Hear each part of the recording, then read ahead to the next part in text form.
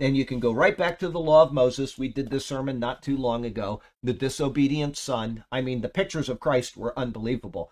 But the surface text was given to Israel as a law.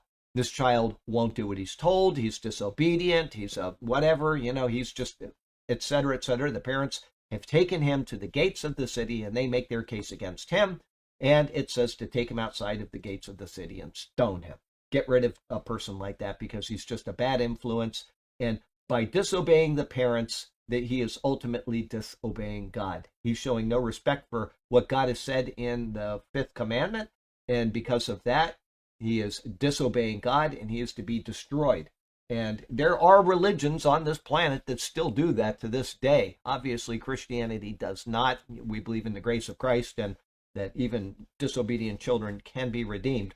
But the point of the law wasn't so much that you're supposed to do that, because there's no recorded incident of that having been done in Scripture, but it was to lead us to pictures of Christ. And indeed, it was a marvelous passage. But the Lord still expects it nonetheless, even though it was more given for pictures of Christ. It is a part of the law of Moses that was applicable then, and Paul repeats this right now, telling us that this is what we are to do. So, life application, the parents. The parents are to be the leaders in the family. The children are to obey the parents. How unfortunate it is that modern culture has turned this upside down in movies and TV shows. The children tell the parents what they will do, and the parents back down as if the decision by the child is fixed. We must be careful to reject such displays and not get our family decisions caught up in this perverse role setting.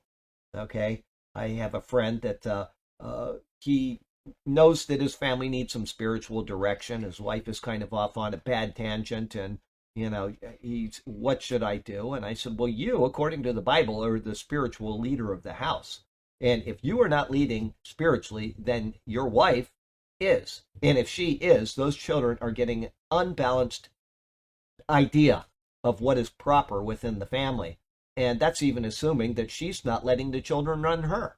And so you want to know how to have chaos in a house. It's because people don't follow the model which is given in Scripture. Now, obviously, that doesn't apply to everybody. There are people that are very good Christian parents. They raise their children properly.